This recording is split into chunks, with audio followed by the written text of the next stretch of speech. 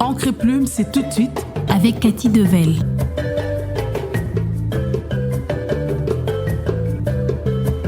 Encre et Plume. Chaque vendredi à partir des 20h. Encre et Plume.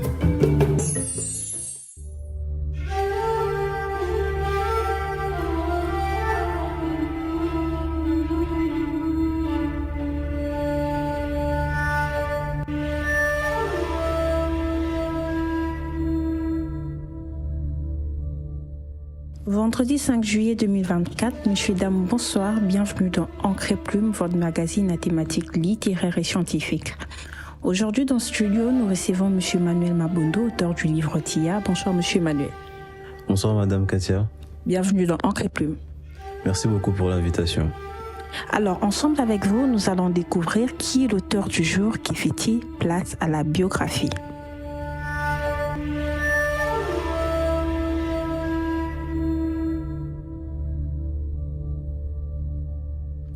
Donc, je m'appelle Emmanuel Mabondo, j'ai 22 ans, 23 ans en décembre. Je suis un écrivain, conférencier congolais et étudiant en finance et commerce international. Et donc voilà, ma passion c'est la littérature. J'ai donc publié mon premier ouvrage qui s'appelle Tia, qui est un essai. Et j'espère qu'on pourra, durant cette interview, un peu plus décortiquer ce que je dis dans cet ouvrage.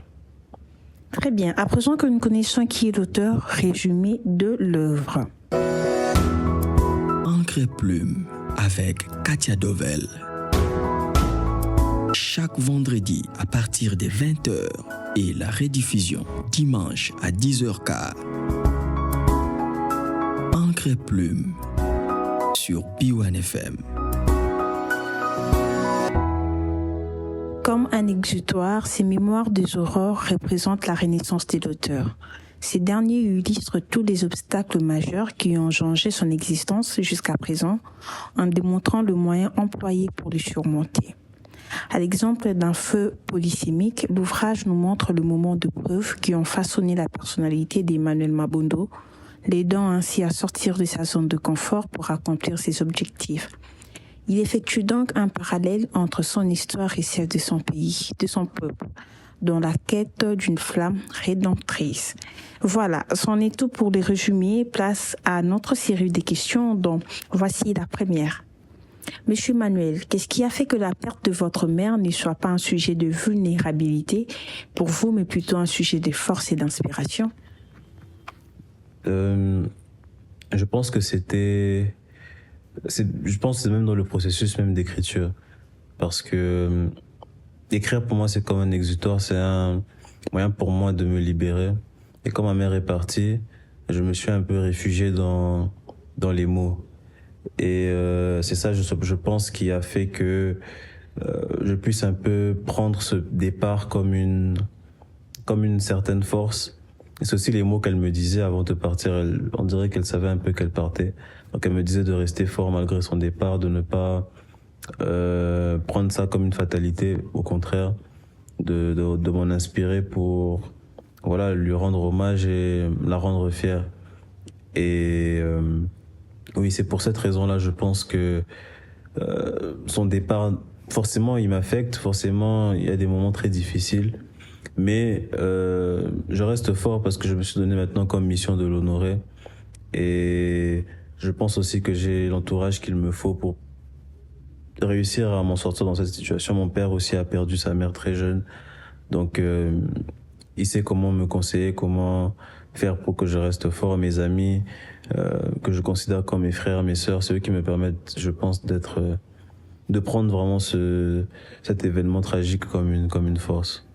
Cher auteur, dites-nous comment rester humble avec de l'ambition. Avez-vous trouvé réponse à cette question? Bon, pour moi, l'humilité, on doit garder l'humilité dans tout ce que nous faisons parce que, en fait, quoi que l'on fasse, il y a toujours plus grand. Ok, bon, j'ai publié un livre, j'ai fait quelques petites conférences, mais à mes yeux, en fait, c'est rien.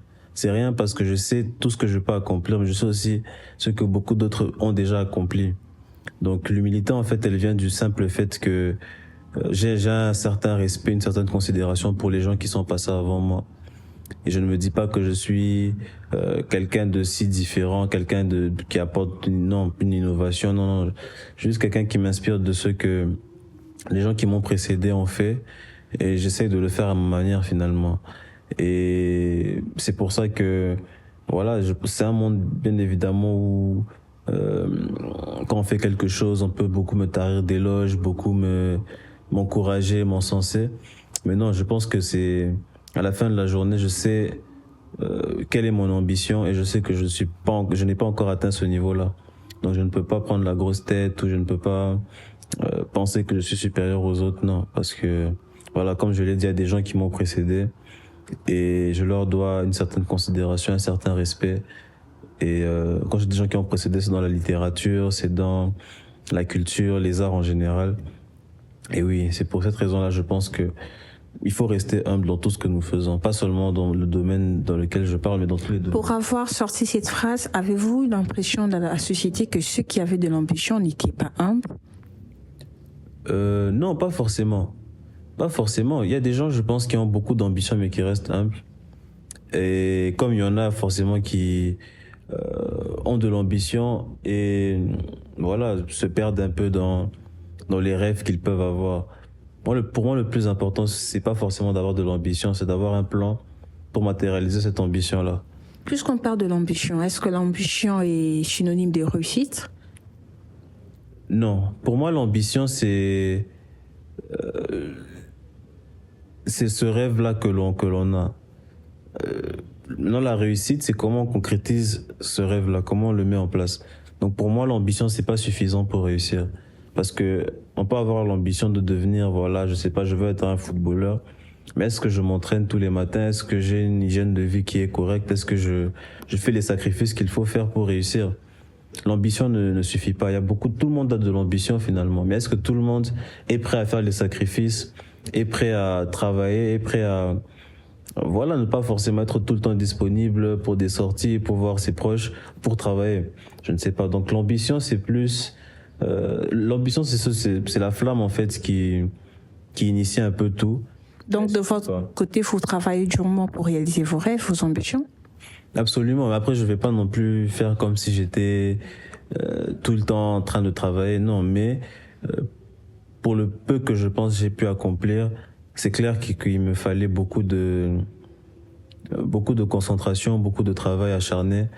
Et je pense que la vie aussi fait que quand on procrastine, quand on travaille pas, je pense que Dieu trouve des moyens un peu de nous rappeler qu'il faut se réveiller.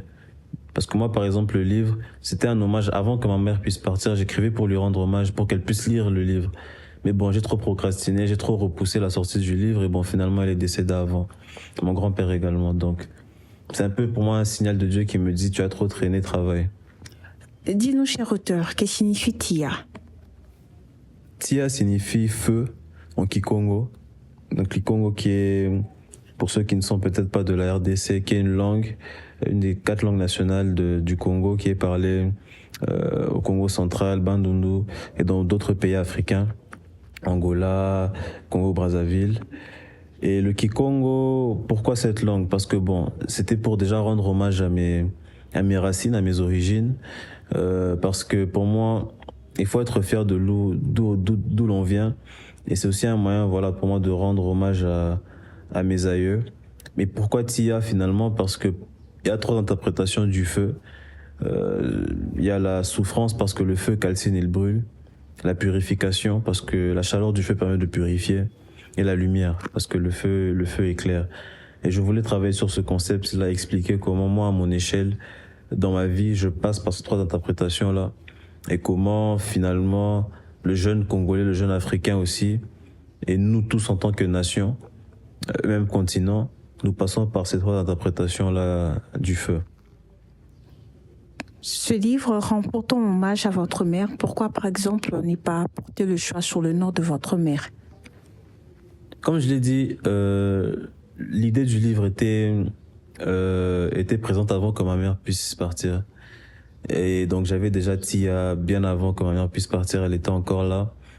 Et le livre, il rend hommage à ma mère notamment, mais pas que, j'ai envie de dire.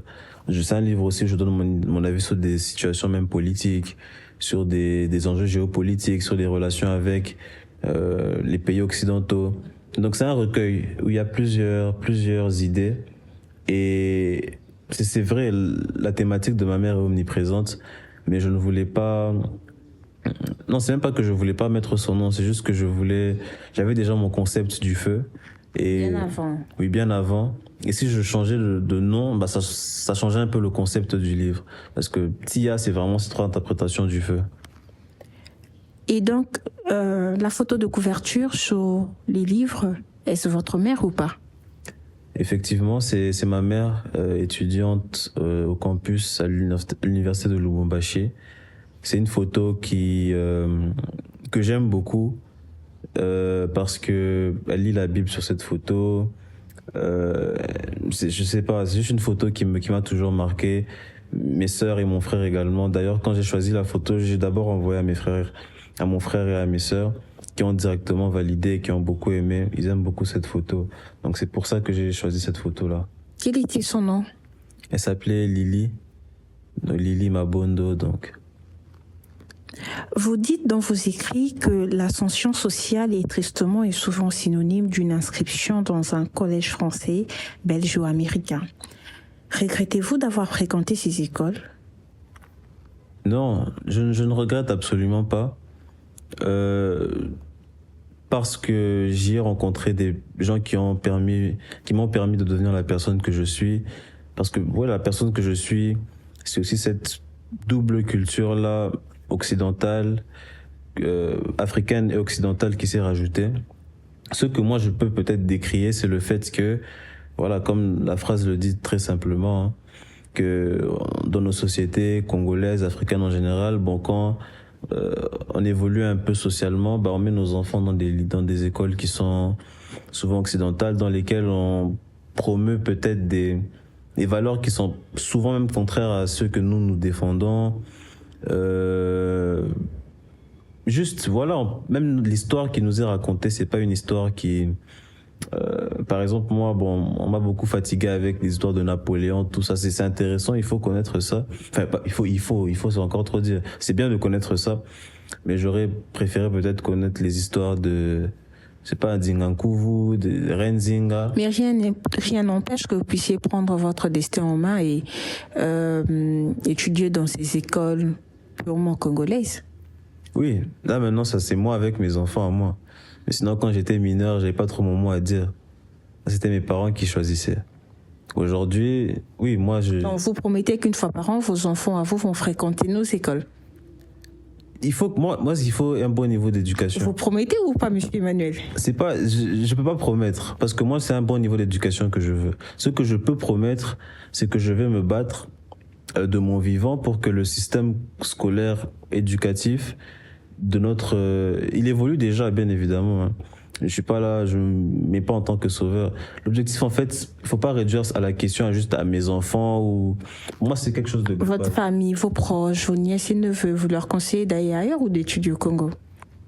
Pour moi, c'est même plus difficile d'étudier au Congo, hein, pour vous dire la vérité. C'est difficile? Oui. Donc vous préférez l'extérieur? Non, non, ce que je veux dire, c'est que quand je dis que c'est difficile, c'est que souvent les gens se disent, ah, je vois mes enfants en Europe parce que là-bas c'est des vraies études. C'est faux. Là-bas, pour moi, c'était plus facile quand je vois mes cousins qui sont ici, quand je vois leurs cours. Moi, c'est même plus dur ici. Dans la vraie école, même, c'est au pays ici. C'est pas en Europe. En tout cas, c'est ce que je pense. Il y a des gens qui vont me contredire, mais c'est ce que je pense. Donc, non, comme je le dis, pour moi, il faut, cette phrase-là, c'est plus pour dénoncer et pour qu'on puisse se battre pour que nos enfants, pour construire un meilleur avenir pour nos enfants. Et moi, oui, du coup, pour répondre à votre question, moi, il est hors de question que mes enfants puissent étudier dans un lycée français ou belge, hein. Mais après, ça va aussi dépendre de ma future épouse. Là, Donc, vous n'êtes pas certain. Ce ne sont que des écrits. Vous n'êtes pas convaincu. Non, je viens de dire que mes enfants... Vous avez dit que ça va dépendre de votre future épouse, n'est-ce pas? Vous n'allez pas vous imposer. Donc, c'est pas certain. Oui ou non, monsieur Emmanuel? Vous êtes d'accord avec moi que dans un couple, on choisit à deux? Oui, mais c'est vous le chef. C'est selon vos écrits. Vous dénoncez quelque chose et vous dites son opposé. C'est contradictoire. Non, je ne me suis pas opposé à ce que j'ai dit. J'ai dit que mes enfants vont étudier dans des écoles, des lycées français, mais il faut que la qualité, des lycées africains, congolais, mais il faut que la qualité soit au rendez-vous. Et aujourd'hui, il y a des écoles qui ont la qualité. Pensez-vous qu'il y a justement il y a des écoles qui ont cette qualité? Et effectivement, il y a de plus en plus, à Kinshasa, dans d'autres villes, des écoles qui ont cette qualité-là. Donc pour moi, c'est même plus un problème comme quand moi j'étais encore à l'école. Donc, Pourtant, on entend souvent dire que dans le temps, les écoles étaient mieux qu'à présent. Bon, ça, c'est vrai. D'ailleurs, mes parents le disent souvent, que eux, à l'époque, le niveau était beaucoup plus élevé. Peut-être que c'est vrai, hein. Ça, je ne saurais pas trop répondre. Non, on va pas s'éterniser sur cette question d'école. Dites-nous, monsieur Emmanuel, dans Femmes téméraires, faites-vous allusion à l'Afrique ou uniquement à votre famille? C'est une très bonne question. C'est une très bonne question parce que beaucoup de gens ne voient pas forcément l'exercice que j'ai essayé de faire, ou peut-être à la relecture, ils comprennent. En fait, je parle de ma grand-mère. Je parle de ma grand-mère maternelle qui, qui, voilà, aux environs de Mwanda, dans le Congo central, était une des premières femmes qui avait évangélisé, qui avait converti beaucoup de gens au christianisme. Donc c'est une femme qui a été beaucoup respectée, qui a fait beaucoup, qui a formé beaucoup de jeunes femmes, qui a formé beaucoup de mamans. Et jusqu'aujourd'hui, son nom est encore présent, en tout cas dans notre environnement. Elle est décédée à 42 ans, maman Jacqueline, mamie. Et en fait, moi, du coup, je ne l'ai pas connue. Si elle est décédée à 42 ans, je ne l'ai pas connue. Mais son nom a toujours retenti. Toute la famille ne fait que parler d'elle. J'ai une sœur qui s'appelle Jacqueline. J'ai au moins 20 cousines qui s'appellent Jacqueline. Même 20, c'est pas... C'est la famille Jacqueline. Tout le monde s'appelle Jacqueline chez nous. Vraiment, j'ai au moins même 30 cousines qui s'appellent Jacqueline. Toi également, tu vas donner à tes enfants l'une de filles le nom de Jacqueline. Lily. Lily comme maman. Oui. Pourquoi pas Jacqueline comme mémé? Non, je pense que... Puisque c'est la famille Jacqueline. Non, la famille Jacqueline, oui, c'est vrai, mais bon... Je pense que c'est générationnel. Il y a une génération de Jacqueline. Maintenant, il y aura une nouvelle génération de... Lily. Je l'espère. Et du coup, oui, juste pour finir, donc je fais cet exercice-là de parler de ma grand-mère, de lui expliquer un peu les remords que j'ai sur la société actuelle. Mais en même temps, du coup, je dis que je suis orphelin. Je suis orphelin de ma mère. J'ai aussi perdu ma grand-mère que je n'ai même pas connue. Mais du coup, le parallèle, c'est avec l'Afrique. L'Afrique qui est orpheline un peu de son histoire, qui on a des enfants peut-être qui ne connaissent pas ce qui s'est passé dans le passé, et on limite notre histoire à la colonisation, alors qu'avant la colonisation on existait. Donc c'est un peu ça l'exercice, c'est vraiment un parallèle entre les deux, mon échelle à moi, mais aussi l'histoire et oui, de notre pays. Très bien.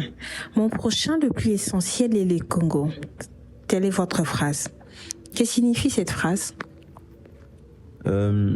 Cette phrase signifie tout simplement que, comme je le dis, hein, si on prend toute la phrase avec tout ce qui accompagne, que je serais prêt à tout faire pour voir mon pays se développer, pour voir mon pays avancer.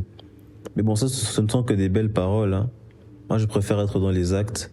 Donc, j'explique la phrase, bien évidemment. Donc, c'est juste une manière pour moi de dire que je ferai tous les sacrifices possibles pour participer au développement de mon pays, à l'émancipation de mon peuple. Et je commence par la culture, là, parce que ça me passionne, mais je ne me limite pas à ça. J'aime beaucoup la question que je suis parce que vous avez déjà donné une partie de la réponse. C'était, parce que tu aimes le Congo comme ton prochain que tu es rentré? Et honnêtement, dis-moi, que fais-tu pour ces prochains? Et je rajoute à part la culture. Moi, je suis rentré au Congo parce que moi je me considère comme un panafricaniste. Partout en Afrique, je me sens comme chez moi. Mais en particulier, bien évidemment, au Congo, parce que c'est ici que ma famille est, parce que c'est ici qu'il y a, pour nous, Madessou, tout ça. Donc, forcément, je dois rentrer chez moi. C'est ton plat préféré, apparemment. Un de mes plats préférés. Et du coup, non, c'est parce que j'aime mon pays. C'est parce que, bon, finalement, qu'est-ce que je vais faire en Europe? je suis parti là-bas pour les études, c'est bien, mais bon.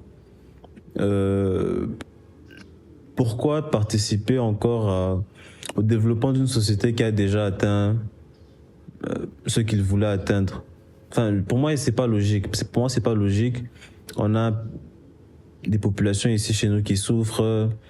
Il y a beaucoup de choses à faire ici dans notre pays, dans notre continent. Mais bon, on traîne encore en Europe, tout ça. Bon, je suis pas là pour juger. Juste moi, je parle de moi. Je ne me vois pas en tout cas développer ma carrière ou m'éterniser dans un continent qui a déjà tout entre guillemets. Non, on va retenir que c'est par amour pour le Congo que vous êtes rentré et que vous allez mettre votre connaissance en action. Je vais faire tout de mon possible pour que ce soit le cas. Mais oui, c'est par amour pour mon pays. Mais pas seulement par amour, c'est aussi par nécessité et aussi juste par... Comment dire? Pour moi, en fait, on dit que l'Afrique, c'est la terre d'opportunités. L'Afrique, c'est le... Vous en êtes convaincu ou c'est juste des phrases? Non, ce ne sont pas des phrases. La preuve, c'est que pendant que nous, les Africains, on veut partir aux États-Unis, au Canada, en Europe, les gens viennent chez nous. Abidjan, c'est rempli de Libanais. Au Congo, ici, il y a des Indiens, des Libanais, des Chinois. Eux, ils ont compris, des Européens, ils ont compris, mais nous, on fuit.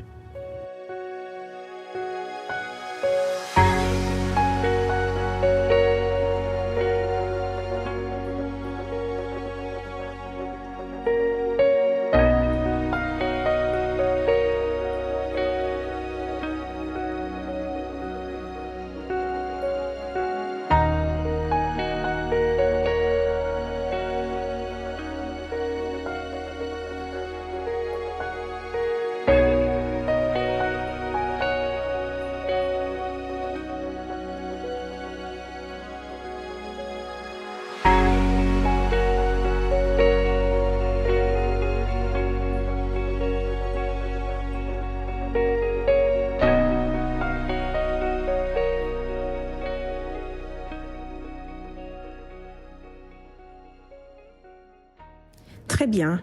À tous ceux que nous trouvons en chemin, vous êtes sur BioAne FM 87.8 et vous suivrez Encre et Plume qui reçoit Emmanuel Mabondo, auteur du livre Tia. Nous continuons cette émission avec cette question de plus. Vous dites, à la 57e page, j'ai paragraphe. Je termine alors ma soirée d'anniversaire avec la musique de chez moi. Papa Wemba et Kofi Olomide jouent dans le fond. Je redécouvre de grands classiques de la rumba. C'est d'ailleurs la semaine dernière que ce genre musical a été introduit au patrimoine immatériel de l'humanité. Une fierté pour tous les Congolais. Nous avons bénéficié de la reconnaissance occidentale. Quelle joie. Fin. Monsieur Emmanuel, en quoi est-ce qu'une reconnaissance occidentale doit faire notre joie, alors que nous-mêmes nous savons à l'avance l'importance de notre musique? C'est de l'ironie. C'est de l'ironie. En fait, voilà, c'était une manière pour moi de me moquer en fait des gens qui étaient tout joyeux, tout contents. Bien évidemment, c'est une consécration. Tu n'en fais pas partie de cette liste de ces personnes qui étaient joyeux pour cette reconnaissance? En fait, ce que cette phrase-là veut dire, c'est que c'est bien d'avoir cette reconnaissance-là. Mais moi, il faut mettre des limites. Dans le sens où, ok, ils ont reconnu, mais bon, pour moi, ça ne change rien à ma vie, dans le sens où la vraie reconnaissance, ça doit venir de nous-mêmes. Et par reconnaissance, ce ne sont pas juste des mots. Pour moi, c'est de mettre en place toute une politique culturelle pour que la rumba puisse survivre. Donc ces personnes n'avaient pas de raison d'être joyeuses? Non, je suis pas là pour juger le goût des autres. Moi, c'était juste de l'ironie pour dire, bon, vous êtes joyeux, mais pour moi, le vrai combat, en fait, c'est plus dans ce sens-là. Parce que les gens se battent pour avoir la reconnaissance occidentale. Alors que pour moi, le vrai combat par rapport à la rumba, je ne parle pas en étant le plus grand spécialiste, hein. Moi, le vrai combat, c'est de travailler pour qu'il y ait une vraie politique pour que ce genre puisse résister. Parce que bon, aujourd'hui, à part, bon, je vais pas rentrer dans un débat musical, hein, ou sinon, beaucoup de gens vont se fâcher contre moi. Vous ne voulez pas assumer vos propos. Dites ce que vous pensez honnêtement. À part, peut-être Fally Ipupa, Ferrego, là je parle des grands, on va dire. Et bon, Ferré encore. Ok, je parle des grands Fally et Ferré. La génération d'après, il y a qui fait des belles rumbas comme à l'époque? Je vous pose la question, je change de rôle. Non, vous ne pouvez pas changer de rôle, c'est moi qui pose des questions dans ces studios. Non, c'est pour ça que j'ai peur. C'est pour ça que moi j'ai peur. Je me dis, pour la rumba qui avait connu justement des grands, qui faisaient des concerts partout, qui étaient reconnus partout. Aujourd'hui, on se réduit à 2 individus. Et quand ces individus vont finir, qu'est-ce que sera la rumba? Et je pense que ça illustre, je pense, une problématique beaucoup plus profonde. Et pendant que, par exemple, les Nigérians sont en train d'évoluer, ils font des... Ils perpétuent leur culture. Exactement. Nous, on se limite être joyeux quand les Occidentaux nous disent la rumba, patrimoine, c'est bien, mais c'est pas ça le vrai combat. C'est plus ça ce que la phrase veut dire. Emmanuel Mabondo, es-tu un héros autoproclamé? Non, je suis même pas un héros. Cette phrase est tirée de votre livre. Encore une fois, vous pouvez me rappeler la phrase?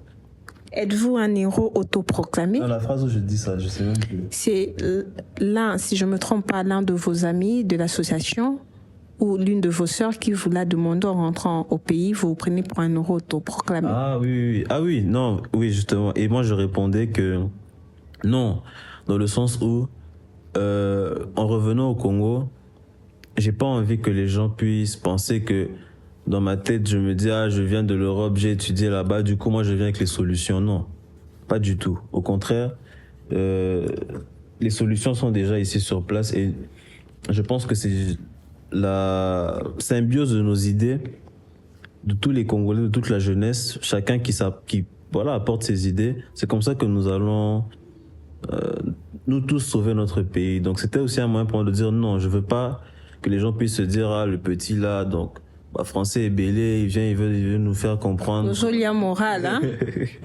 Il veut nous faire comprendre comment la vie. Non, c'est pas ça. Moi, je suis là pour apprendre aussi et partager bien évidemment le peu que j'ai. Mais en aucun cas, je me considère comme un héros ou comme quelqu'un qui va venir changer le Congo tout seul. Non, pas du tout. Votre préfacier Didier Moumengi dit: par la simplicité apparente de son écriture et l'expression magistrale des sentiments profondément humains, ses livres, comme son primé sautier, auteur, sont à donner en modèle aux jeunes Congolais d'aujourd'hui, qui sont nombreux à s'enfoncer chaque jour davantage dans les dégoûts du livre et les mépris de la pensée. Que pensez-vous honnêtement de ces paroles? Je me rappelle encore du soir où j'ai reçu la préface. Vraiment, c'était beaucoup d'émotions parce que Didier Moumengi, c'est quelqu'un qui m'a toujours beaucoup inspiré et qui a aussi eu un grand impact dans l'écriture de Tia. Et je prends ces mots comme une sorte de rappel, une sorte de responsabilité qu'il me donne en me disant déjà, je pense que l'éloge en fait qui est fait pour moi, c'est quelque chose qui me touche beaucoup parce que quand il dit que la simplicité apparente, c'est exactement ce que moi j'essayais de faire parce que certes dans les écrits ça peut paraître peut-être simple ce que je dis, mais j'essaie de mettre de la profondeur. Donc Tia, c'est un petit livre, hein. Il se lit en une après-midi, mais il se relit. Et il faut relire et relire et relire pour comprendre tout ce que j'ai mis dans cet ouvrage. Un seul texte, il y a 3-4 interprétations. Je parle de moi, de l'Afrique, donc en même temps je parle de beaucoup de choses. Et le fait que quelqu'un comme lui puisse comprendre ce que j'ai fait, ça veut dire que je ne suis pas fou et que je ne suis pas en train de faire n'importe quoi. Donc c'est une manière de me dire, tu es sur la bonne voie. Et le fait de dire maintenant qu'il faut me prendre comme modèle, ça je ne peux que dire que je prends ça comme une responsabilité. Et donc je m'oblige à bien me comporter, je m'oblige à multiplier les efforts et surtout à ne pas me limiter à Tia, d'aller encore plus loin, de travailler sur des projets qui vont vraiment participer à l'émancipation de la jeunesse, au développement finalement. Ce sont des grands mots qui veulent tout et rien dire, mais je les emploie quand même au développement de mon pays. Comme disent les Congolais, Tia est petit mais costaud. Oui, on peut dire ça. En tout cas, j'espère que c'est comme ça que les lecteurs le prennent. Petit, mais avec beaucoup de profondeur. Pensez-vous que votre ouvrage répond aux questions suivantes? À quoi sert le passé? À quoi sert la mémoire? À quoi sert le malheur? Bon, je pense pas que ce soit à moi de dire si j'arrive à répondre à ces questions-là. Pourtant, vous en êtes auteur. Oui, j'en suis auteur, mais je ne suis pas critique. Donc moi, j'essaye de répondre du coup à ces questions-là. Mais c'est aux critiques maintenant et aux lecteurs de venir me dire, voilà, il a bien répondu à cette question-là, il a mal répondu là. Mais la vérité, c'est que oui, je traite ces questions-là. À quoi sert le passé? Le passé sert à nous éclairer pour avancer. Je l'explique bien dans l'ouvrage, enfin je l'explique à ma manière. À quoi sert le malheur, le décès de ma mère, les difficultés que nous connaissons. Je parle de beaucoup de traumas de traumas de jeunesse, de traumas que j'ai connus. Et comment justement les autres qui ont connu, parce que moi j'ai perdu ma mère, mais je connais des gens qui sont orphelins depuis qu'ils ont 2-3 ans, orphelins des deux parents. Je connais des gens qui ont été abandonnés par leurs parents. Donc je relativise aussi. Et je me dis que oui, j'ai connu ça, mais il y a pire. Du coup, je me dis que je peux aussi essayer, à travers mes écrits, de toucher les gens qui ont connu pire, qui puissent aussi se dire que voilà, il y a de l'espoir. Donc j'essaie de traiter ces questions-là. Est-ce que je l'ai bien fait? Bon, ça c'est aux critiques, c'est aux journalistes. Et à chaque lecteur de répondre. Voilà. Cher auteur, répondez uniquement par vrai ou faux à ces questions. Vrai ou faux, votre plus grande crainte est de mourir sans atteindre ses objectifs. Vrai. Vrai ou faux, vous êtes timide. Vrai ou faux? Vrai ou faux uniquement? Bon, vrai. Vrai ou faux, vous avez été moqué par le passé pour votre aspect physique? Vrai ou faux? En fait, faux. Vrai ou faux, vous avez été trahi par plusieurs et depuis vous êtes devenu méfiant. Vrai.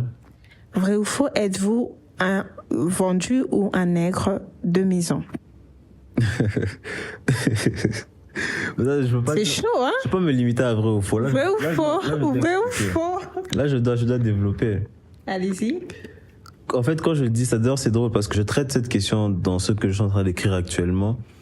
Donc, pour moi, je pense que j'ai été utilisé, je l'ai déjà été utilisé comme, afin d'être une sorte de quelqu'un qui va, à son échelle, à ma petite échelle, participer à l'union entre l'Occident et l'Afrique, la France et l'Afrique, la France et le Congo. Et forcément, beaucoup de gens considèrent cette position-là comme étant une position d'un nègre de maison moderne ou d'un vendu. Et moi je suis d'accord. Moi je suis complètement d'accord. Mais je vais pas développer encore plus parce que ça c'est ce que j'écris actuellement. Donc il y aura vraiment la réponse à ça, à pourquoi j'ai participé à ce que j'ai fait, Soma Afrique France, pourquoi je suis parti à l'Élysée. Bon, j'en parle. Et à présent, Monsieur Emmanuel Mabondo, comment vous vous décrivez? Par rapport à cette... Par rapport au vrai ou faux, aux questions vrai ou faux. Je me décris comme un libre penseur, quelqu'un qui essaye de dire ce qu'il pense sans s'auto-censurer, sans avoir peur de la censure, et quelqu'un qui aime profondément l'Afrique et qui est prêt à s'opposer à toute entité, à tout individu qui va essayer de nous freiner dans notre ascension en tant qu'Africains. Partia, vous rendez un bel hommage à votre mère. Que dit votre famille sur cette œuvre? Ils l'ont lu? Oui. Le retour de la famille, a été quelque chose que j'attendais beaucoup. Et tout le monde a été honoré. Surtout du côté de ma mère. Tout le monde a été honoré, très content de voir que finalement, voilà, maman, cette photo d'elle puisse être vendue partout dans le monde, partout sur Internet, c'est visible. Rendre hommage à maman, c'est quelque chose que la famille a beaucoup aimé. Et maintenant, pour ceux qui ont lu, parce que bien évidemment, c'est pas tout le monde qui a lu, hein, mais tous les retours que j'ai eus ont été vraiment, vraiment touchants. Beaucoup de gens de la famille ont versé des larmes. Et oui, en tout cas, la famille a vraiment été honorée et c'est ma plus grande fierté. Nous allons nous quitter par lecture d'un extrait des écrits de l'auteur. Mais avant ça, M. Emmanuel Mabondo, Ancre et Plume vous remercie de votre disponibilité. Je vous remercie à vous, vraiment pour cet échange. C'était très, très, très enrichissant et très, très intéressant. Et je vous remercie vraiment pour cette invitation. Et dites-nous où trouver Tia et l'œuvre se vend à combien? Tia est disponible à Kinshasa dans plusieurs points de vente. Donc la Maison du Savoir, l'hôtel Rotana, l'hôtel Memling, librairie Mediaspol, ainsi qu'à l'Institut français. Il sera très bientôt disponible à Lubumbashi, au Congo central également, donc Matadi, Mwanda. Et en dehors de ça, il est disponible sur Amazon pour ceux qui veulent commander en ligne. À combien? À $20 pour Kinshasa. Et quand on commande en ligne, c'est 16,50 €. Donc, bon, si on doit faire la conversion avec les frais, tout ça, ça dépasse un peu $20. Donc, prenez vos livres à Kinshasa physiquement. Voilà, c'est la fin de ce numéro. Fidèles auditeurs, suivez-nous sur nos pages réseaux sociaux, Facebook, Instagram, TikTok, YouTube. Contactez-nous au 081 97 56 972. Le 081 97 56 972. Quant à moi, je vous dis ciao. Encre et Plume avec Katia Dovel. Chaque vendredi à partir des 20h et la rediffusion dimanche à 10h15. Encre et Plume sur B1 FM.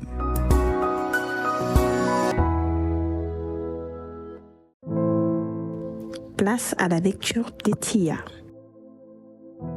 Tia. Émissaire semblant d'exutoire. Les barrages vont finir par s'écrouler. Un barrage que j'ai construit en pensant avoir trouvé la solution à mes maux.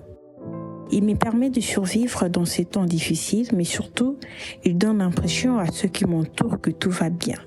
Vous me verrez donc sourire, boire un verre ou converser avec vous en toute aisance en omettant que les pansements provisoires d'un cœur brisé se trouvent dans l'illusion. La vérité, c'est que je n'ai pas encore fait le deuil de ma mère. Je n'ai fait que repousser cette échéance. J'évite d'y penser, j'essaie de m'y distraire. Il m'arrive alors de paraître heureux, insouciant. Certains pensent que je suis passé à autre chose, en allant de l'avant. D'autres sont persuadés que je gère parfaitement cette perte, avec maturité, comme un homme. Ce que je peux affirmer aujourd'hui, c'est que je sens arriver la fissure qui va déstabiliser cette façade. Ces dernières portent de fondement sur une attitude fragile qui paraît courageuse. La chute du mur, je le conçois, sera donc compliquée à administrer. Celle-ci entraînera de répercussions inestimables, dont je côtoie déjà l'aurore sur son mental. La fausse lueur que j'ai accueillie me mène aujourd'hui à certains questionnements. Pourrais-je tenir la route? Jusqu'à quand le jeu d'acteur va-t-il durer? Mon entourage me croit-il vraiment quand je les rassure sur mon état? Regarder la réalité en face est important lors d'un deuil. Je ne l'ai pas encore fait, je peur de les faire.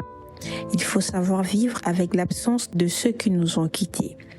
Un bon début serait d'accepter que ces personnes soient réellement parties. Encre et Plume avec Cathy Devel. Encre et Plume. Chaque vendredi à partir des 20h. Encre et Plume.